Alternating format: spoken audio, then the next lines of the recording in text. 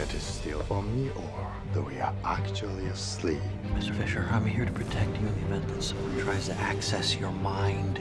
I specialize in a very specific type of security. You talking about dreams? We're back with yet another intriguing film review. Inception is the title of the movie we'll be discussing. The movie was so well-liked that it was often parodied, and memes. Oh, the memes. But at 12 years old, it begs the issue of whether the film is still enjoyable. Well, in this video, I'm specifically focusing on it. However, as we all have our own opinions, I will try to persuade you one way or the other. In order for you to be recalled and make an informed decision about whether the film is still good, I will summarize it and discuss the key elements. You're probably thinking this film has been analyzed to death, and you'd be right. The internet has scrutinized every element of the film's plot, from infographics that chronicle each dream level to videos that break down visual cues with excruciating attention to detail, all with the aim of answering the pivotal question: does Cobb make it back to reality at the end? Or was it all a dream? Let's begin. The movie opens with our main character Dom Cobb washed up on the beach. He is brought inside a castle by the security guards. A very old man named Mr. Saito sits across from Cobb and asks if he is there to kill him. Saito says he remembers a unique object Cobb has on him, but Saito says it was a lifetime ago. The movie cuts to Cobb and Saito having a conversation in the past.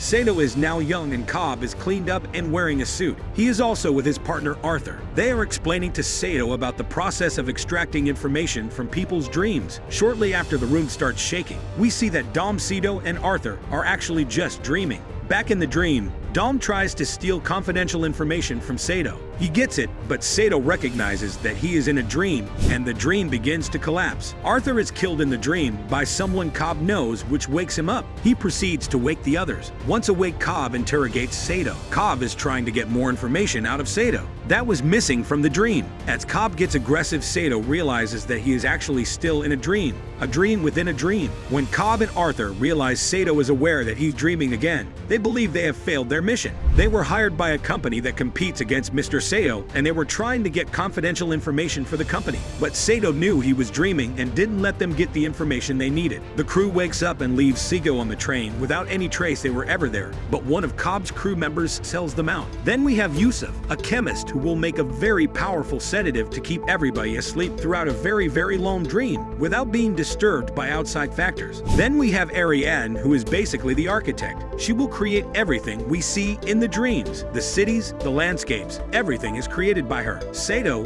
the businessman, also joins in on the mission to assure himself of the success of the team. Saito confronts Cobb and Arthur. Saito tells them he already knew they were trying to steal from him, and that he actually was just testing them. Saito is impressed by their tactics and wants to hire them for himself. He asks them to perform the process of implanting information in someone's dream. Arthur says it's impossible, but Cobb knows it can work. Cobb is hesitant, but Saito promises to get Cobb back to the United States. He is a fugitive because the government thinks he killed his wife. Cobb agrees to the deal because he desperately wants to get back to see his children. Cobb and Arthur begin recruiting their team. He recruits his architect Ariadne, the person who builds the dreams. While he is teaching her the ropes, they run into Mole, Cobb's wife, in one of the dreams. She was in the dream earlier as well, and she attacks Ariadne in the dream, and they wake up. Ariadne is concerned about Cobb's trauma, but he claims to have it under control. Ariadne gets her token, a device they use in dreams to determine if it's reality or not. For example, if Cobb's token keeps spinning,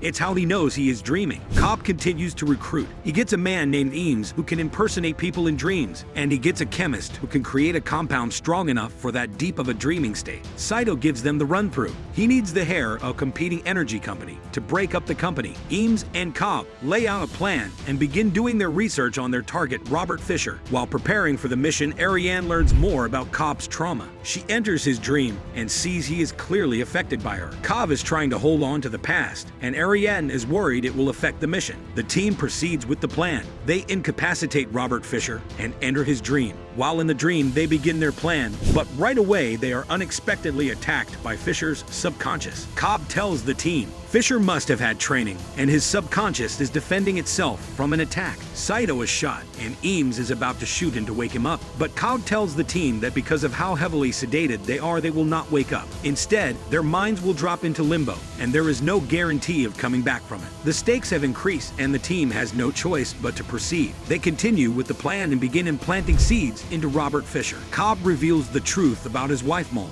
Him and her were stuck in limbo for 50 years. When they finally woke up, Mole thought it was still a dream, and in order to get back to reality, she had to kill herself.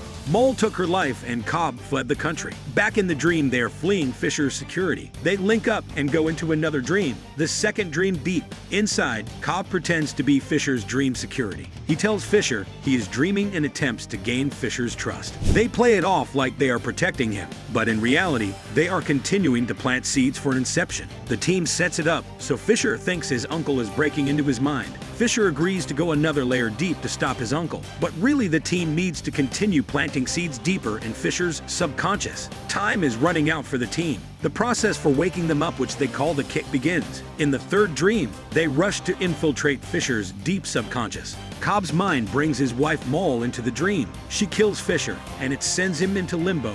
But Cobb and Ariadne go after him and try to bring his mind back. They run into a mole in limbo. She wants Cobb to stay there with her and be lost forever. But Cobb knows it's not reality and fights it. Ariadne finds out Cobb knows the Inception works because he did it to his wife. When they were in limbo for 50 years, Mole thought it was reality. So Cobb implanted the idea that death is the only escape. And when they finally returned to reality, that idea stuck in Mole's head, and she continued to always believe reality wasn't real. Cobb said he had no clue that that idea would grow in her mind like a cancer, but Cobb is able to finally deal with his guilt and he lets her go. Mole gives up Fischer, and he is woken up to the next dream.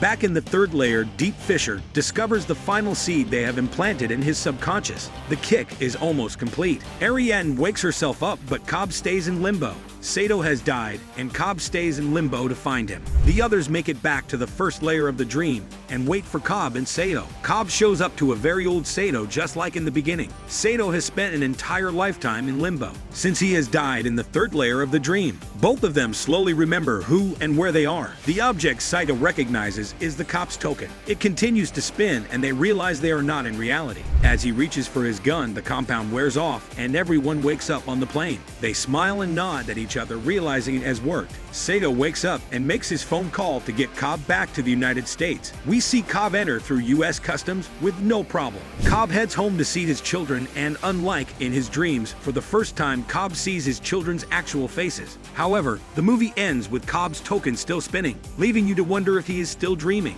Thanks for watching. Don't forget to subscribe and also press the bell icon to get notified.